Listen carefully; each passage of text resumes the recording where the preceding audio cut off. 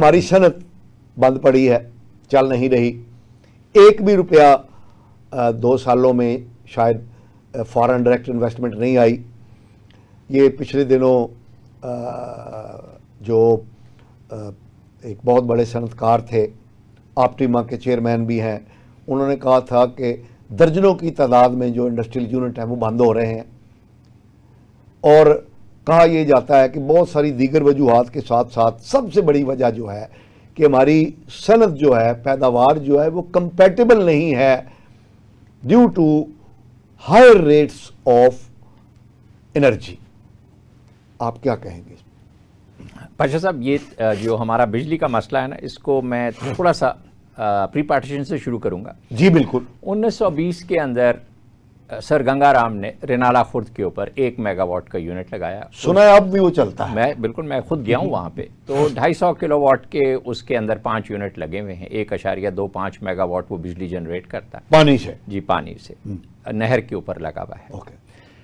اب وہ اتنا سمپل انجینئرنگ ہے کہ اگر ہم انہی یونٹوں کو فوٹو کاپی کرتے 1947 سے لے کے اب تک، تو ہمارے پاس کم از کم 10,000 میگا واٹ نہروں پہ اور ہائیڈل سٹیشنز کے اوپر بجلی ہوتی، بغیر ڈیموں کے.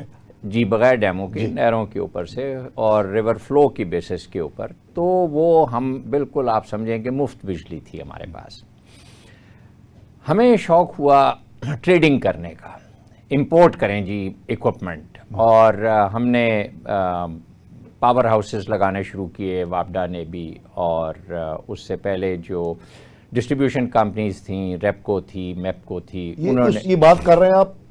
میں مرجر ہونے سے پہلے نا. تو اب یہ جو ایشو ہے نا کہ ہم نے اپنی انجینئرنگ کیپیسٹی، ہمارے پاس پیکو موجود ہے. پیکو دنیا کی بہترین انجینئرنگ سیٹ اپ ہے، لیتھ مشینیں بنا رہی ہے. اگر وہ لیتھ مشینیں بنا سکتی ہے تو وہ ایک جنریشن ایکوپمنٹ، اس کے لیے کوئی مشکل نہیں ہے بنانا. راکٹ سائنس نہیں ہے. راکٹ سائنس نہیں ہے. چو این لائے صاحب اس کو وزٹ کرتے ہیں، وہ بھی آ کے اس کو دیکھ کے وزٹ کرتے ہیں. سی ایم لطیف صاحب ایک بہت مایہ ناز انجینئر ہیں. ہم نے انفارچونیٹلی ہم نے یہ شروع کیا کہ ایک تو ہم نے لونز لینا شروع کیے اور اس کے ساتھ سارا ایکوپمنٹ باہر سے آنا شروع ہوا. اچھا، جب تک تو وہ ہائیڈل آ رہا تھا نا، جس میں تربیلا آیا، منگلا آیا، وارسک ڈیم آیا نا، تو وہ پھر بھی گزارے لائق تھا. اور اس کے اندر کاسٹ آف الیکٹریسٹی کم تھی.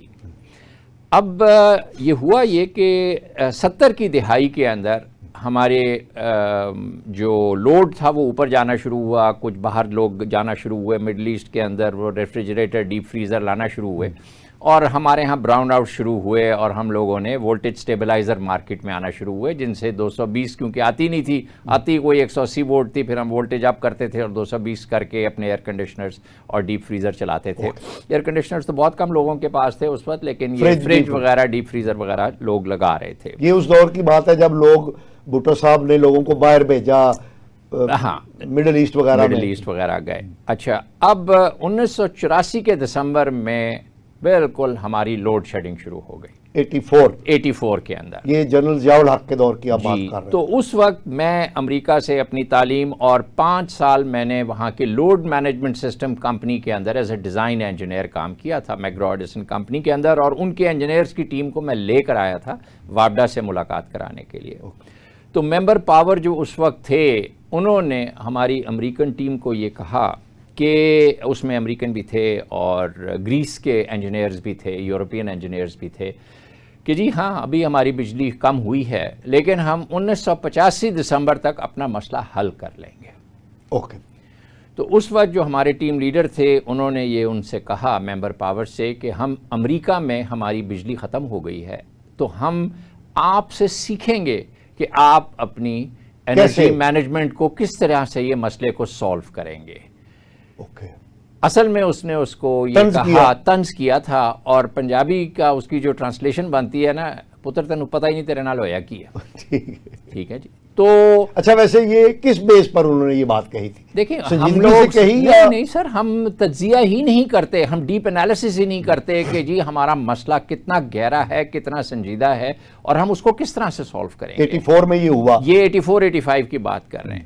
اچھا اب آپ دیکھ لیں کہ 87 کے اندر سے پولیٹیکل گورنمنٹس آنا شروع ہوئیں اور پہلا ہم نے آئی پی پیز پروجیکٹ کیے 1994 کے اندر 1994 پہلی پارٹی کے دور میں. اب اس وقت بھی وہ جو تھے ان کے اندر پرائسز ہائر سائڈ پہ تھیں، لیکن پھر بھی یہ تھا کہ وہ 25 سال میں پروجیکٹ انہوں نے ختم ہو جانا تھا اور ڈالر کا ریٹ اس وقت 40-50 روپے کا ریٹ تھا، تو جو بھی آپ نے انویسٹمنٹ کی اس کے اندر ڈالر کا ریٹ 40-50 پہ فکس ہو گیا تھا.